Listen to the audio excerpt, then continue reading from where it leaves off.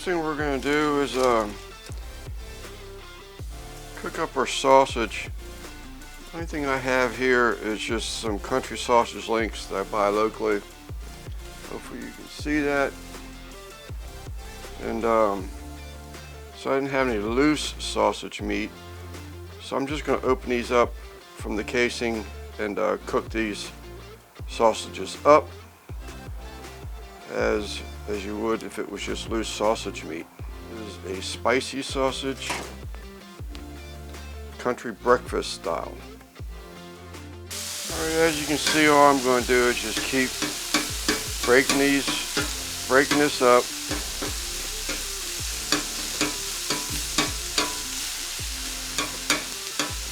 I've only got one side of my Vevor tabletop griddle on. This is a gas griddle. This thing is really nice. I only use one side of it because it just on low, it just cooks so efficiently and hot that you really don't need to burn both sides.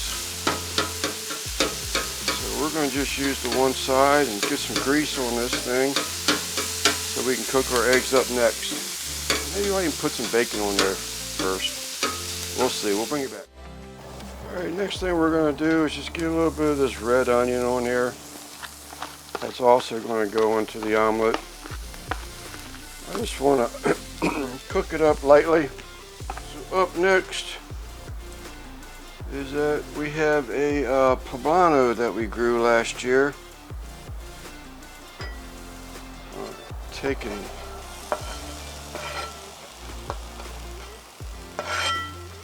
a little bit of cook on it just to soften it up.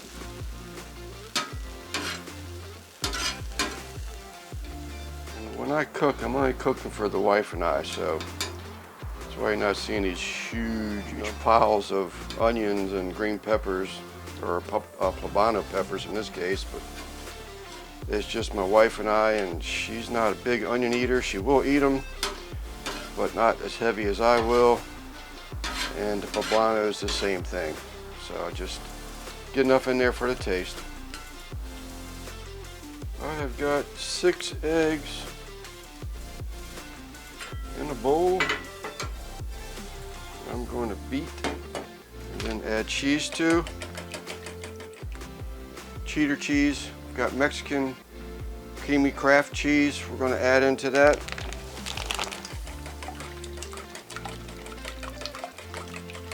Pour our eggs and cheese mixture in here.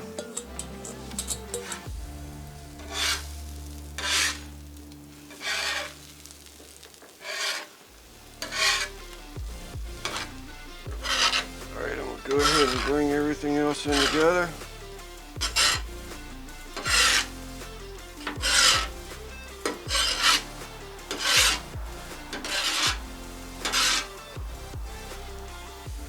Get ready to get them eggs off because they'll be finished. I'll finish up cooking them in the next step. But before I do that, I want to get them seasoned up with this Uncle Steve's SPG salt, pepper, and garlic. It's a great everyday seasoning on anything that you cook. All right, now to break out our dang near $12 a pound bacon. It's 1.35 pounds for $12.14 jalapeno bacon. I hate to see what it's going to cost when I go back next time. Alright y'all, just so you can see I didn't cheat you completely. This is tedious, but I think it's going to be well worth it, but I'm not out of the woods yet. So I just take my jalapeno bacon and I'm cutting it in half. And I will use, the whole piece, so, in other words, don't grab 2 halves that are from the same side because, bacon's not perfect. And sometimes it's a little meatier on one end than it is on the other. So I'll just crisscross them in the bottom of the pan of these aluminum foil cupcake pans in a little muffin pan.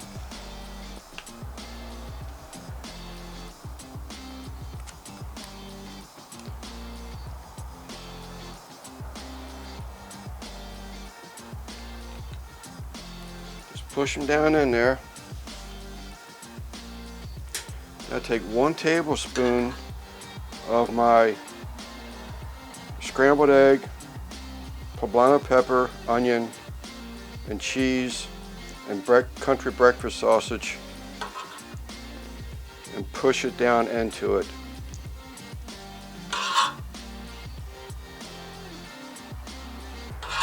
And I mean to tell you, I made just enough, which is sort of a bummer because I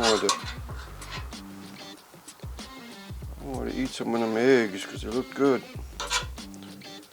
Don't miss anything, don't leave any of the onion behind, nothing, just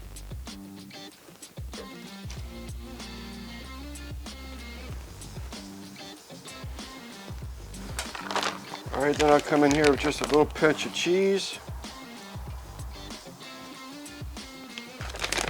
Remember, there's cheese already cooked into the eggs. Okay, then I just fold them over. What I did find is that if you know you have a short end of the bacon, maybe bring that up there first so that the longer ends can cover it up.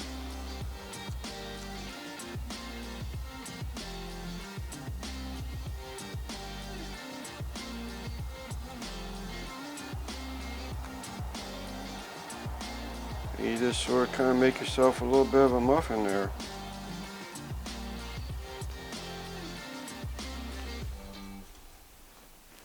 That's pretty much it. I'm going to doctor them up a little bit, get them ready for the kettle. Alright, let's get our garlic and onion cowboy lump charcoal and a piece of pecan wood.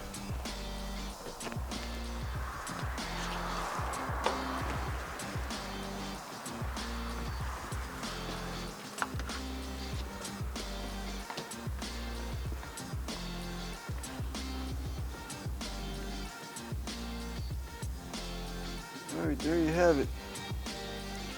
Let's see how this works. We're not out of the woods yet. Alright, let's take a look at them. Now we'll have a cooking suggestion as the video goes on. Hopefully you're seeing those. So far I'm calling them bomb. We'll have some updates to the video.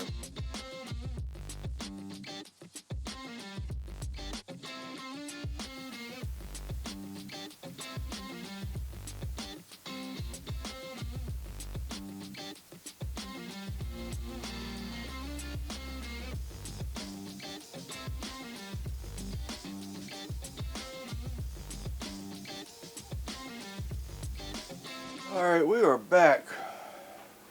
Them breakfast bites, I'm telling you, absolutely excellent. I would, as I said earlier in the video, there's probably one recommendation that I would do. So I really feel like you need those foil cupcake tins, whatever you want to call them.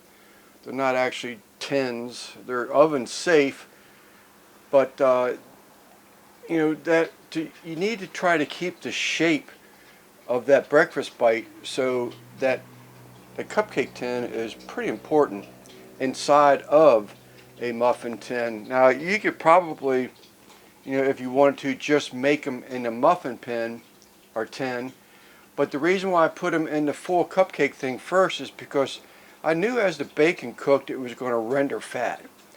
I wanted some of that rendered fat and bacon juices to get back into those eggs so the eggs wouldn't dry out.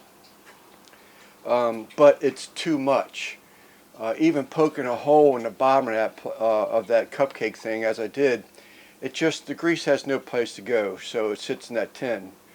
So what I would probably recommend doing is that, I waited until till they were almost done. Till I took the little cupcake sleeves, tins, whatever you want to call the things.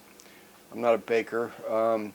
Out of the actual muffin, the metal muffin tin, and then remove the breakfast bite from that, dispose of those little foil tins, and then put the breakfast bites on the Weber kettle, the grates, and let them finish up in there. As you see, I took and covered them, tinted it with foil because I wanted the sides of the bacon to get done more, but I didn't want the top to get any browner. So what I would probably do is that instead of leaving them in the actual metal muffin tin as I did, the metal muffin pan, I guess you'll call it, as I did, is that I would probably at some point remove the little foil things from the metal pan and put them on the Weber kettle on a grate, on a separate grate, and keeping in mind you have a hole poked in the bottom of aluminum foil tin so that they'll drain that way. Keeping them in that metal pan as long as I did, the grease had no place to go. Not complaining, because it still turned out excellent, but I can see where someone would say, you know, oh, look at all that fat. But once I took it out, or all that grease rather, but once I took them out and let them finish up inside the Weber, it wasn't an issue. It was a non-issue. They were excellent. But they're absolutely excellent. And then what I did is I took them, because I made way too many for us to eat, just the wife and I put them in a aluminum pan, and I have them freezing right now. So then I'll take them out of that aluminum pan and I'll vacuum seal them after they're hard and frozen, because to try and vacuum seal them as they were, you would just crush them or something. So freeze them first, take them out, vacuum seal them, then throw them back in the freezer. That's what I would do. I'm Lance, Sleeper BBQ. That's it. We hope to see you on the next one. Thank y'all.